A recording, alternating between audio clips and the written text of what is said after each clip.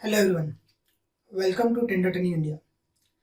काफ़ी सारे लोग जिम के रजिस्ट्रेशन करने के लिए 1000 रुपये से लेके तो 5000 रुपये तक चार्ज करते हैं। ये वीडियो के थ्रू आप ये रजिस्ट्रेशन अपने आप या खुद होके फ्री ऑफ कॉस्ट कर सकते हो। जिम का रजिस्ट्रेशन कैसे करना है, आपको इसके लिए क्या क्या डॉक्यूमेंट लगेंगे, रजिस्ट्रेशन करते वक्त आपको क्या क्या चीज़ों का ख्याल रखना है, अगर कोई प्रॉब्लम आती है तो उसको कैसे टैकल करना है, उसको कैसे सॉल्व करना है, और इसके अलावा जेम के रजिस्ट्रेशन करते वक्त आपको इनकम टैक्स डिटेल्स मतलब आईटीआर कैसे अपडेट करना है या कौशक मनी कैसे पे करना है, इन सारी चीज़ों के बारे में हम लोग इस वीडियो में बात करेंगे। तो आइए देखते हैं सबसे पहले कि जेम के रजिस्ट्रेशन के लिए आपको क्या क्या डॉक्यूमेंट लगेंगे।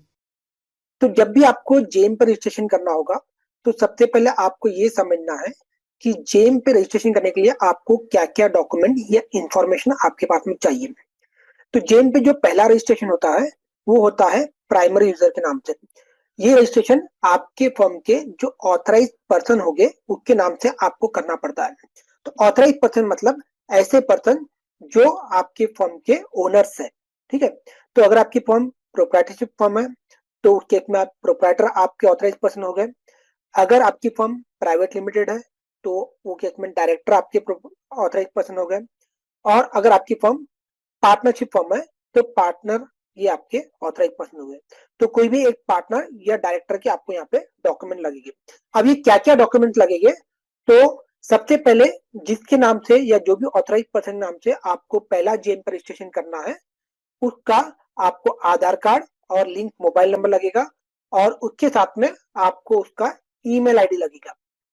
इन केस आपके ऑथराइज पर्सन का आधार कार्ड और मोबाइल नंबर लिंक नहीं है तो वो केस में आपको पैन कार्ड, उनका मोबाइल नंबर और उनका ईमेल आईडी लगेगा।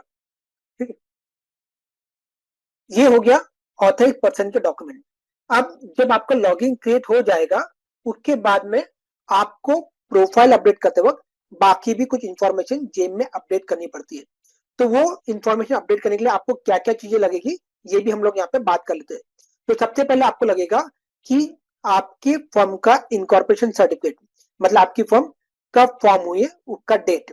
ठीक है, ये डेट आपको आपके उद्यम आधार में, आपके जीएसटी रजिस्ट्रेशन में या आपके शॉप में आपको मिल जाएगा।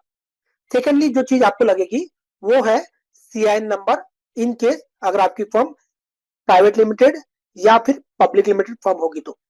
अगर आपकी फर्म पार्टनरशिप या प्रोप्राइटरशिप फर्म है तो वो केस में आपको सीआईएन नंबर नहीं लगता है।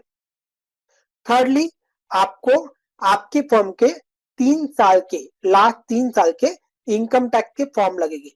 ये इनकम टैक्स की फॉर्म आपको कैसे मिलेंगे, कहाँ से आपको इसको डाउनलोड करना है और इसका कैसे यूज करना है, ये सारी चीजें मैं आपको इस वीडियो में आगे बताने वाला हूँ।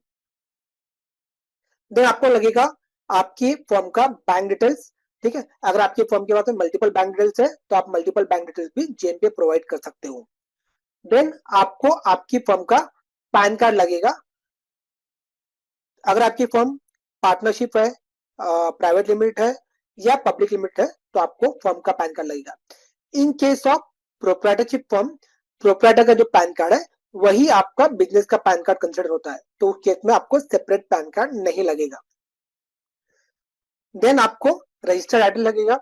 रजिस्टर्ड एड्रेस लगेगा मतलब जहां पे आपकी फर्म रजिस्टर्ड है वो एड्रेस आपको लगेगा। तो ये सारी चीजें आपको मैंडेटरी है अगर आपको जेम पर रजिस्ट्रेशन करना है तो। इसके अलावा कुछ चीजें ऑप्शनल भी है, जैसे कि अगर आपके पास में अलग गोडाउन है, अलग मैन्युफैक्चरिंग प्लांट्स है, ठीक है, तो उनके एड्रेसेस भी आप जेम पे रजिस्टर कर सकते हो। इसका आपको बेनिफिट यही मिलेगा कि जब भी आप बिलिंग कर रहे हो तो आप आपका गुड्स कहाँ से डिस्पैच कर रहे हो ये आप बता सकते हो, तो उसके हिसाब से आपका जीएसटी कैलकुलेशन जेम ऑटोमेटिकली आपको करके देगा। सेम वे अगर आपके जीएसटी नंबर है तो आपको जीएसटी नंबर भी जेम पे प्रोवाइड करना है। अगर आपका उद्यम आधार नंबर है तो वो भी आपको जेम पे प्रोवाइड करना है। उद्यम आधार के नंबर पे आपको जेम पे कुछ बेनिफिट मिलते हैं, ये भी हम लोग आगे इसमें बात करेंगे। और लास्टली अगर आपकी फर्म स्टार्टअप को रजिस्टर है तो आपको आपके फर्म का डीआईपीपी नंबर मतलब स्टार्टअप का नंबर और लिंक मोबाइल नंबर उसका लगेगा। तो ये सारी चीजें आपको जेम पे आपका रजिस्ट्रेशन करने और प्रोफाइल क्रिएट करने के लिए लगेगी। आप देखते हैं कि एक्चुअल में आपको जेम पे रजिस्ट्रेशन कैसे करना है और आपका प्रोफाइल कैसे अपडेट करना है। जेम पे रजिस्ट्रेशन करने के लिए आपको जेम की जो ऑफिशियल वेबसाइट है, जो कि gem.gov.in, इस वेबसाइट पे ही जाना। अगर आप गूगल पे डायरेक्ट जेम रजिस्ट्रेशन ऐसा सर्च करोगे तो बहुत सारी जेम की थर्ड पार्टी की वेबसाइट्स या जेम के सिमिलर नाम की वेबसाइट्स आपको मिलेगी। ये काफी सारी वेबसाइट फ्रॉड वेबसाइट्स है, तो मैं रिक्वेस्ट करूंगा आपको कि डायरेक्ट जेम पे, सॉरी डायरेक्ट गूगल पे जेम रजिस्ट्रेशन ऐसा सर्च मत कीजिए। ये जो वेबसाइट है gem.gov.in, ये आपके ब्राउजर में टाइप कीजिए और बाद में इस वेबसाइट पर लैंड कीजिए। जेम पर रजिस्ट्रेशन करने के लिए आपको सबसे पहले यहाँ पे साइन अप में जाना है और साइन अप में आपको सेलर एंड सर्विस प्रोवाइडर ये ऑप्शन सिलेक्ट करना है, क्योंकि हमको जो रजिस्ट्रेशन करना है वो एज ए सेलर करना है। तो मैं इसको क्लिक कर रहा हूँ।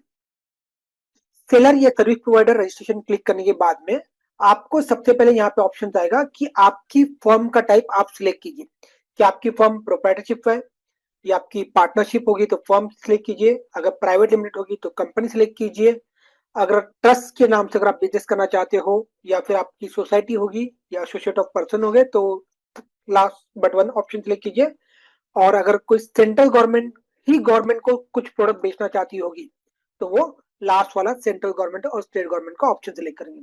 तो मेरी जो फर्म है जिसके लिए मैं रजिस्ट्रेशन करना चाहता हूँ वो है प्रोप्राइटरशिप फर्म, तो मैं इसको फर्स्ट ऑप्शन सिलेक्ट कर रहा हूँ। इसके बाद में मुझे जेम पूछ रहा है कि क्या आपके पास में नीचे लिस्ट डाउन किए हुए सारे डॉक्यूमेंट है क्या। तो जो डॉक्यूमेंट मैंने आपको इस वीडियो में सबसे पहले बताए थे वही सारे यहाँ पे लिस्ट डाउन है। तो मैं यहाँ पे टिक कर रहा हूँ कि मेरे पास ऑथराइज पर्सन का pan card, email ID, business pan, bank account details, income tax का रिटर्न और रजिस्टर्ड एड्रेस, ये सब कुछ अवेलेबल है, और मेरे पास में उनका उद्यम आधार और जीएसटी नंबर भी अवेलेबल है। ओके, तो मैं इसके बाद में प्रोसीड कर रहा हूँ। प्रोसीड करने के बाद में सेकंड स्टेप पे आपको जेम की टर्म्स एंड कंडीशन आती है। ये terms and condition basically 54 page की है, काफी बड़ी टर्म्स एंड कंडीशन है। अगर आपको चाहिए तो आप यहाँ से प्रिंट लेके इसको पढ़ सकते हो। फिलहाल मैं इसको आई एग्री करके प्रोसीड कर रहा हूँ। देन स्टेप 3 में आपको पूछा जाता है कि आप आपके बिजनेस का या ऑर्गेनाइजेशन नाम यहाँ पे बताइए। तो जो आपके बिजनेस का नाम होगा वही सेम नाम आपको यहाँ पे बताना है। ठीक है, ये नाम आपका एग्जैक्टली आपके उद्यम आधार, आपके जीएसटी रजिस्ट्रेशन से मैच होना चाहिए। अगर इसमें कहीं भी मिसमैच रहा तो आगे जाके आपको जब प्रोफाइल अपडेट करना रहेगा तब प्रॉब्लम आएगी। तो आप इंश्योर कीजिए कि आप सही नाम टाइप करें और ये नाम आपके उद्यम आधार और जीएसटी रजिस्ट्रेशन में मैच करता हो। मैं यहाँ पे मेरी फर्म का नाम एंटर कर रहा हूँ। सेम नाम आपको फिर से री एंटर करना है टू इंश्योर कि आपने कोई स्पेलिंग मिस्टेक नहीं की है, और मैं इसको नेक्स्ट पे क्लिक कर रहा हूँ। देन आपको पूछा जाता है कि आप जो ऑथराइज पर्सन है उसका वैलिडेशन आप कैसे करना चाहते हो, आधार कार्ड से या फिर पैन कार्ड से। तो मैं यहाँ पे मेरा वैलिडेशन पैन कार्ड से करने वाला हूँ।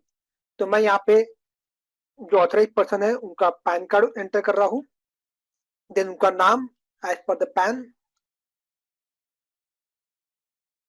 और लास्टली उनका डेट ऑफ बर्थ।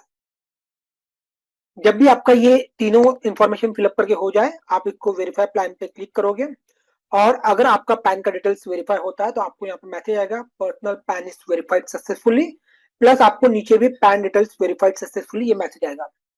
अगर किसी केस में आपका पैन कार्ड वैलिडेट नहीं हो रहा है, ठीक है, तो कभी आपको ऐसा लिखा जाएगा कि आपका पैन कार्ड ऑलरेडी यूज में है।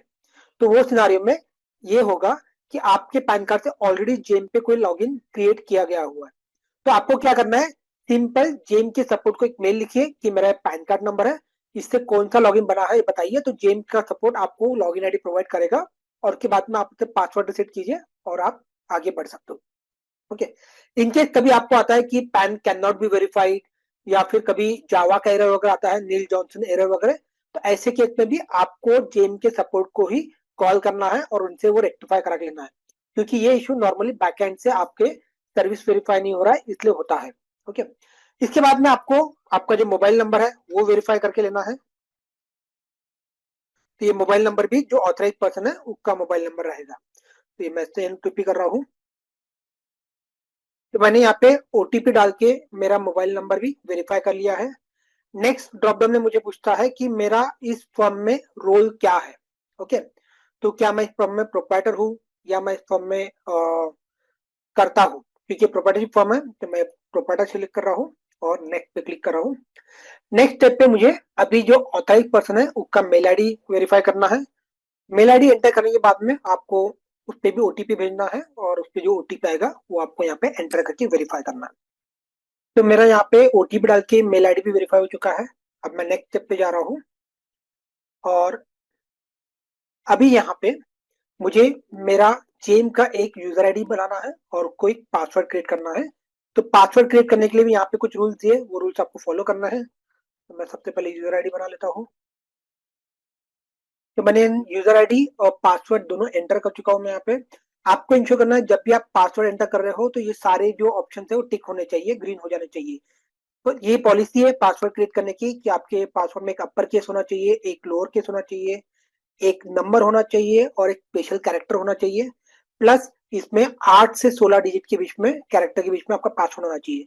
तो ये सारी कंडीशन आपने फुलफिल करनी है और उसके बाद में क्रिएट अकाउंट पे क्लिक। जब भी आपका लॉगिन क्रिएट हो जाएगा, आप लॉगिन होके इस पेज पे लैंड हो जाओगे जिसको कहा जाता है सेलर प्रोफाइल का पेज। ठीक है, इस पेज पे जब भी आप लैंड होगे लॉगिन क्रिएशन के बाद में, आपको इनिशियली आपका परसेंटेज जो है वो 0% दिखाएगा।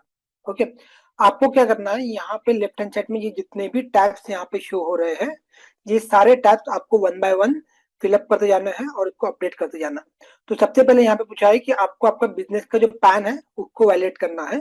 तो यहाँ पे मेरा फॉर्म प्रोप्राइटरशिप फॉर्म है, तो इस केस में मेरा जो पर्सनल पैन कार्ड है वही बिजनेस का पैन एज ट्रीट होगा। तो मैं वही यहाँ पे अपडेट कर रहा हूँ। तो यहाँ पे ऑलरेडी मेरे पैन का आईडी और पैन का नाम ऑलरेडी यहाँ पे पॉपअप हो चुका है, प्री पॉपुलेट हो चुका है। मुझे केवल डेट एज इन पैन, मतलब पैन कार्ड पे जो मेरी डेट ऑफ बर्थ है वो यहाँ पे सिर्फ अपडेट करनी है। मैं क्विकली अपडेट कर रहा हूँ यहाँ, और ये अपडेट करके मैं इसको वेरीफाई करता हूँ। तो यहाँ पे पैन वैलिडेट सक्सेसफुली, यानी मेरा जो प्रोप्राइटरशिप फर्म का पैन है उसको भी वैलिडेट कर चुके हैं। तो जैसे ही पैन वैलिडेशन हो गया, मेरा ये नेक्स्ट टैब जो है वो ओपन हो जाता है। ठीक है, तो वैसे आपको एक एक टैब ओपन होते जाएगी हर एक्टिविटी के बाद में। तो मैं अभी नेक्स्ट एक्टिविटी पे जा रहा हूँ जो कि बिजनेस डिटेल्स है। यहाँ पे आपको आपकी फर्म का डेट ऑफ इनकॉर्पोरेशन डालना है, मतलब आपकी फर्म डेट ऑफ इनकॉर्पोरेशन आपको आपके उद्योग आधार में या फिर आपने जीएसटी में दिया होगा, सेम आपको यहाँ पे भी मेंशन करना है। तो मैं यहाँ पे डेट ऑफ इनकॉर्पोरेशन डाल रहा हूँ मेरे फर्म का। ठीक है, और इसको भी सेव कर रहा हूँ।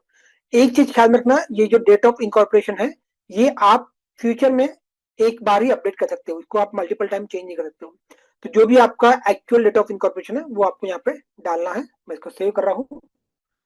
तो बिजनेस डिटेल मेरा सेव हो चुका है। मैं नेक्स्ट टैब में जा रहा हूँ, एडिशनल डिटेल्स में। एडिशनल डिटेल्स में मुझे पूछा जा रहा है कि are you registered with DPIIT as a startup. क्या मेरा स्टार्टअप में रजिस्ट्रेशन है क्या? अगर आपका किसी का स्टार्टअप में रजिस्ट्रेशन होगा तो आप इसको यस कीजिए, अगर नहीं होगा तो नो कीजिए। ठीक है, डू यू हैव उद्यम registration number certified by MSME? क्या आपका उद्यम आधार है? तो मैं कर रहा हूँ हाँ, मेरा उद्यम आधार है। Do you want to participate in bid? क्या आप बिड में पार्टिसिपेट करना चाहते हो? तो मैं जेम पे बिड में भी पार्टिसिपेट करना चाहता हूँ, यस, और मैं सेव कर रहा हूँ। तो जैसे ही मैंने ये टैक्स सेव किया है कि फ्यूचर टैब सारे अनेबल हो चुके हैं, और आपको यहाँ पे देखने मिलेगा कि MSME का एक्स्ट्रा टैब भी अभी एक्टिवेट हो चुका है, क्योंकि मैंने बोला है कि मेरे पास उद्यम आधार है तो मैं उसको यहाँ पे एंटर करना चाहता हूँ। ओके, इसके बाद का जो टैब है वो है ऑफिस लोकेशन। तो यहाँ पे आपके जो रजिस्टर्ड एड्रेस है वो आपको यहाँ पे एंटर करना है। ठीक है, तो यहाँ पे सबसे पहले ऑफिस नेम में मैं डालता हूँ कि मेरा रजिस्टर्ड एड्रेस है ये। ठीक है, are you registered for GST? क्या आपका GST रजिस्ट्रेशन है क्या? अगर आपका GST रजिस्ट्रेशन होगा तो आप इसको यस कीजिए, और उसके बाद में आपको यहाँ पे GST नंबर डालना पड़ेगा। फिलहाल मेरी फर्म का GST रजिस्ट्रेशन नहीं है तो मैं इसको नो कर रहा हूँ। तो जैसे ही मैंने नो सिलेक्ट किया तो उन्होंने मुझे पूछा कि आपका GST रजिस्ट्रेशन क्यों नहीं है, उसका रीजन बताइए। तो business falling under turnover threshold limit as per the GST law, और या कुछ दूसरा रीजन है। तो मेरा GST इसलिए नहीं है क्योंकि मेरा टर्नओवर उतना नहीं है जितना GST के लिए चाहिए फर्म के लिए। तो मैं इसको ये सिलेक्ट कर रहा हूँ और बोल रहा है आई सर्टिफाइड कि मेरा ये टर्नओवर इतना नहीं है, इसलिए मेरे पास जीएसटी रजिस्ट्रेशन नहीं है। देन आपको यहाँ पे आपका जो फर्म का एड्रेस है वो यहाँ पे एंटर करना है। तो सबसे पहले मैं पिन कोड एंटर कर रहा हूँ। पिन कोड एंटर करने पे उसने स्टेट और सिटी ऑटोमेटिक ले लिया है, और बाकी आपको एड्रेस यहाँ पर डालना है। तो मैं यहाँ पे मेरे फॉर्म का एड्रेस डाल रहा हूँ, और आपको आपके फॉर्म का मोबाइल नंबर डालना है। आप सेम मोबाइल जो आपने पहले डाला था वो भी आप यूज कर सकते हो, या फिर अगर आपको कोई और मोबाइल नंबर यहाँ पर रजिस्टर करना है तो भी कर सकते हो। एंड देन आपको आपका मेल आईडी डालना है यहाँ पे। अगेन सेम मेल आईडी आप यूज कर सकते हो जो आपने पहले यूज किया था, या फिर डिफरेंट मेल आईडी भी यूज कर सकते हो।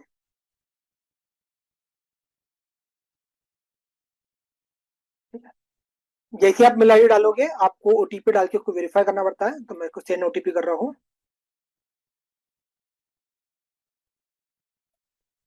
और मुझे यहाँ पे वेरीफाई,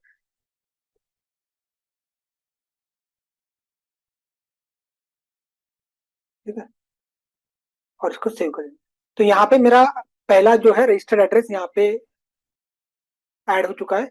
इसके अलावा अगर आपको चाहिए कि आपका कोई मैन्युफैक्चरिंग लोकेशन है, गोडाउन है, तो उसका आप एडिशनल एड्रेस यहाँ पे ऐड कर सकते हो, ठीक है। तो ऐड न्यू ऑफिस में जाके आप मैन्युफैक्चरिंग लोकेशन, बिलिंग एड्रेस या सर्विस सेंटर या फिर गोडाउन, इस टाइप के एड्रेस यहाँ पे आप ऐड कर सकते हो, ओके।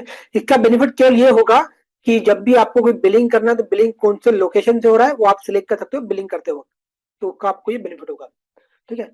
नेक्स्ट आपके पास टैब है बैंक डिटेल्स का। तो यहाँ पे आपको आपके बैंक का डिटेल्स प्रोवाइड करना है, जो भी आपका बैंक होगा उसका आपको इन्फॉर्मेशन देना है। जब फर्स्ट टाइम आप बैंक की डिटेल डालोगे तो यहाँ पे आपको पूछा जाएगा कि क्या ये आपका प्राइमरी अकाउंट है क्या। तो मैं कह रहा हूँ जी हाँ, ये मेरा प्राइमरी अकाउंट आने वाला है यहाँ पे, और मैं इसको सेव करता हूँ। तो फर्स्ट अकाउंट जो रहेगा आपने जो है ऐड किया है वो प्राइमरी अकाउंट आपका ऐड हुआ है, ठीक है। आपको क्या करना है, इसका पीएफएमएस कोड वेरीफाई करने डालना है 1 आवर के बाद में। ये एक पीएफएमएस कोड जो कि पेमेंट के काम में आता है और गवर्नमेंट पेमेंट्स के, तो ये ऑटोमेटिकली वो कोड जनरेट कर लेगा, ठीक है। आपको चाहिए कि मेरे को इसके अलावा और भी बैंक ऐड करनी है तो यू कैन डू, आप वो कर सकते हो। यहाँ पे ऐड न्यू बैंक ऑप्शन है, आप यहाँ पे जाके और भी बैंक ऐड कर सकते हो। नेक्स्ट जो सेक्शन है वो है टैक्स असेसमेंट। टैक्स असेसमेंट एक ऐसा सेक्शन है जहां पे मैक्सिमम लोगों को प्रॉब्लम होता है, ओके। क्योंकि इसमें जो वैल्यू आपको इनपुट करनी पड़ती है वो एग्जैक्टली आपके इनकम टैक्स के पोर्टल से मैच होनी चाहिए। तो अभी ये अगर आपको एग्जैक्टली इनकम टैक्स के पोर्टल से मैच करना है तो इसके लिए आपको चाहिए इनकम टैक्स का फॉर्म। इनकम टैक्स का फॉर्म आपको आपके सीए के थ्रू मिल सकता है, या फिर आप डायरेक्टली इनकम टैक्स की वेबसाइट पे जाके भी डाउनलोड कर सकते हो। तो सबसे पहले मैं आपको ये बता रहा हूँ कि आपको ये फॉर्म इनकम टैक्स की वेबसाइट पे कहाँ मिलेगा और कैसे डाउनलोड करना है। उसके बाद में हम लोग वापस जेम पे आएंगे और उसको अपडेट करेंगे।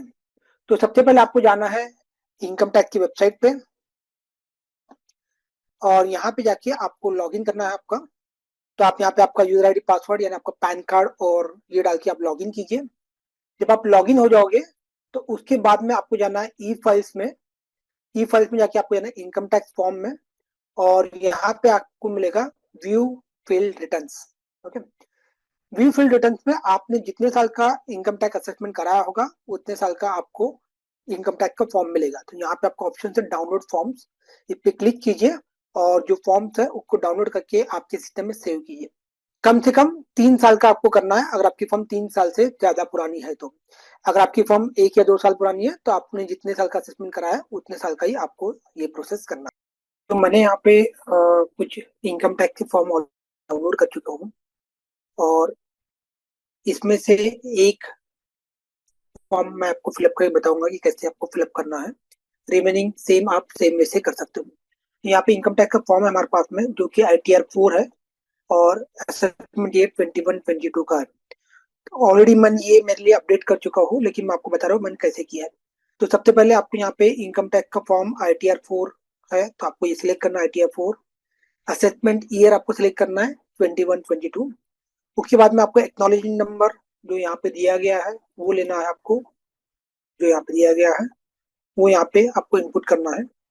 और उसके बाद में आपको पूछा गया है कि profit and gain from business और प्रोफेशन, तो आपका प्रॉफिट और गेन कितना है ये आपको बताना है। तभी ये जो इनकम टैक्स का फॉर्म है इसमें आपको प्रॉफिट एंड गेन कहाँ मिलेगा, उसके लिए मैंने आपको एक स्लाइड बना के दी है। ये स्लाइड्स आपको हमेशा रेफर करनी है जब भी आप इनकम टैक्स का फॉर्म फिलअप करना चाहते हो। ओके, तो इनकम टैक्स 4 में profit and gain from business and profession, ये जेम की फील्ड है। तो का आईटीआर में आपको सेक्शन मिलेगा ग्रॉस टोटल इनकम। तो आपको आईटीआर में ये वाला सेक्शन लिखना है, ग्रॉस टोटल इनकम, और इसके अगेंस्ट में जो वैल्यू होगी वो आपको यहाँ पे इनपुट करनी है। तो जैसे ही मैं यहाँ पे आया ग्रॉस टोटल इनकम, तो यहाँ पे वैल्यू है ग्रॉस टोटल इनकम की 3,41,927।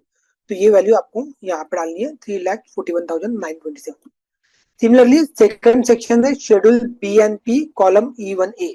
ठीक है, तो यहाँ पे आपको schedule B and P column E1A कहाँ मिलेगा, तो ये आपको मिलेगा gross turnover and gross receipt के सेक्शन में। ओके, तो जेम की फील्ड ये है आपकी, और वो इनकम टैक्स के फॉर्म में आपको यहाँ मिलेगा।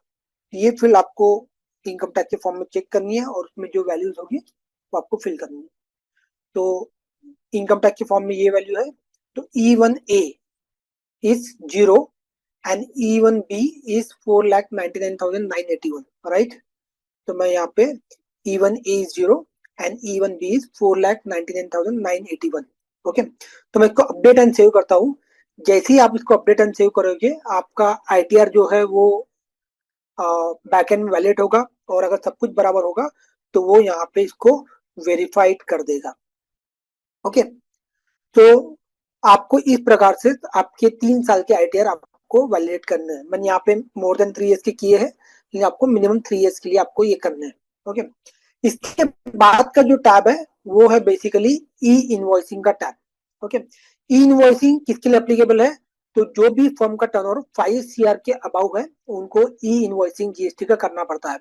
तो अगर आपका टर्नओवर 5 करोड़ से ऊपर है तो आप यहाँ पे बोलोगे कि मुझे इनवॉइसिंग से एक्सक्लूजन नहीं है, मेरे को इनवॉइसिंग करना मैंडेटरी है। ओके, तो अगर आपको एक्सक्लूजन है, मतलब 5 करोड़ से नीचे टर्नओवर है, तो आप बोलेंगे मुझे इनवॉइसिंग से एक्सक्लूजन है, मुझे करने की जरूरत नहीं है, और को डिक्लेयर करके गेट ओटीपी करके आपको यहाँ पे सेव करना है।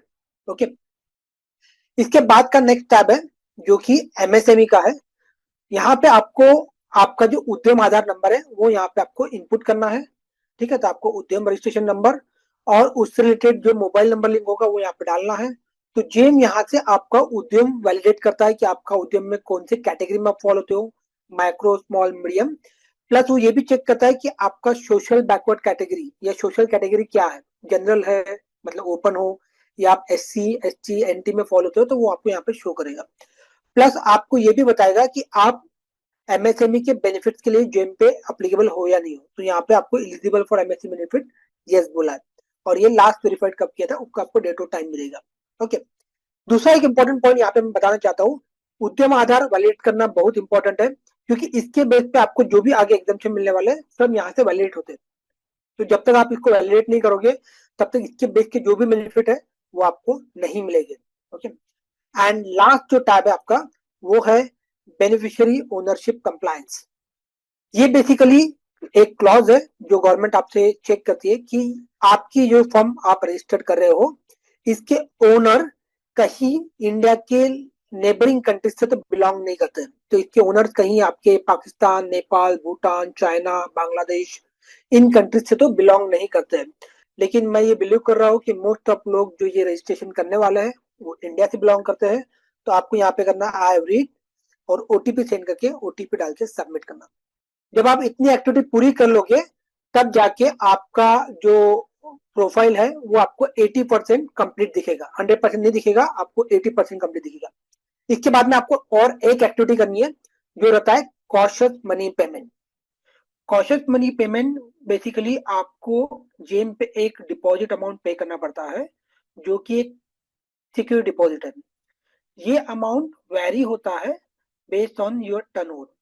अगर आपका टर्नओवर 1 CR तक का है, मतलब 1 करोड़ तक का है, तो ये अमाउंट आपको 5,000 रुपए पे करना पड़ेगा।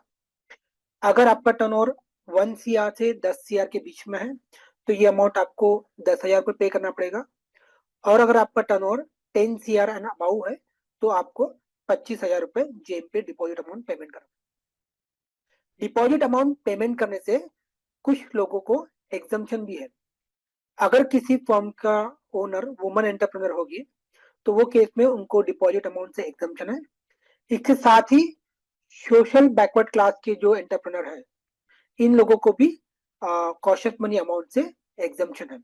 बाकी सारे लोगों को ये अमाउंट डिपॉजिट करना पड़ेगा। तो आइए देखते हैं ये अमाउंट आपको कैसे डिपॉजिट करना है। तो जब आपका पूरा प्रोफाइल यहाँ पे अपडेट हो जाएगा, सारे टाइप्स आपके अपडेट हो जाएंगे, उसके बाद में आपको यहाँ पे ऊपर में एक ऑप्शन आएगा, please complete the payment for cautious money, click here. तो आपको यहाँ पे क्लिक हियर करना है। क्लिक हियर करने पे आपको एक नए पेज पे लेके जाएगा, गेम आपको नए पेज पे लेके जाएगा, और यहाँ पे आपको कहा जाएगा कि ऐड अकाउंट, और उसमें आपको सिलेक्ट द बैंक में 3 बैंक का आपको ऑप्शन दिया रहेगा। उसमें एक रहेगा आईसीआईसी बैंक, दूसरा एक्सिस बैंक और तीसरा एचडीएफसी बैंक। तो आप इसमें से कोई भी एक बैंक सिलेक्ट कर सकते हो।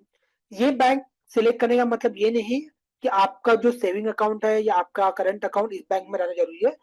आप जब ये बैंक सिलेक्ट करते हो तो जेम आपका कॉशियस मनी का एक अकाउंट इस बैंक में सिलेक्ट करेगा, जो बैंक आप क्रिएट करोगे। ओके, तो मैं यहाँ पे फिलहाल मैं आईसीआईसी बैंक सिलेक्ट कर रहा हूँ, और नीचे कंडीशन दी है, मैं उसको एग्री कर रहा हूँ कि I have read and understood the terms and condition, और इसको मैं सबमिट कर रहा हूँ। तो जैसे ही मैंने यहाँ पे सबमिट किया, आप देखोगे कि यहाँ पे जेम ने मेरे लिए एक कॉशियस मनी का अकाउंट क्रिएट कर दिया है, जिसका नंबर स्टार्ट होता है जेम सीएम, ठीक है, जेम कॉशियस मनी, और एक नंबर है कौन से बैंक में है, और उसका आईएफएससी कोड भी आपको यहाँ पे दे दिया है। और आपको कहा गया है कि इस बैंक का में आपको 5,000 रुपए का डिपॉजिट करना है। अभी आपने अवेलेबल बैलेंस 0 है, मतलब अभी आपने कोई भी पेमेंट नहीं किया है। ओके, तो आपको क्या करना है, ये जो अकाउंट नंबर यहाँ पे ऊपर में दिया गया है, इस पे 5,000 रुपए आप एनईएफटी या फिर आईएमपीएस यूपीआई के थ्रू ट्रांसफर कीजिए, और उसके बाद में 1 आवर के बाद में यहाँ पे आके वापस से आप अपडेट बैलेंस कीजिए, तो आपका ये अमाउंट अपडेट हो जाएगा। जैसे ही आपका जेम का कॉशियस मनी पे हो जाएगा, आपका जेम का प्रोफाइल और रजिस्ट्रेशन यहाँ पे प्रोसेस कंप्लीट हो जाएगा। इसके बाद में अगर आप चाहो तो आपके कैटलॉग में प्रोडक्ट और सर्विसेज ऐड कर सकते हो। तो प्रोडक्ट और सर्विसेज कैसे ऐड करना है, आगे का प्रोसेस कैसे करना है, ये हम लोग और आगे के वीडियोस में देखेंगे। अगर इस वीडियो से आपकी परेशानी या प्रॉब्लम सॉल्व हुई होगी तो प्लीज हमारे चैनल को सब्सक्राइब कीजिए और इसी टाइप के नए वीडियोस जानते रहिए। Thank you.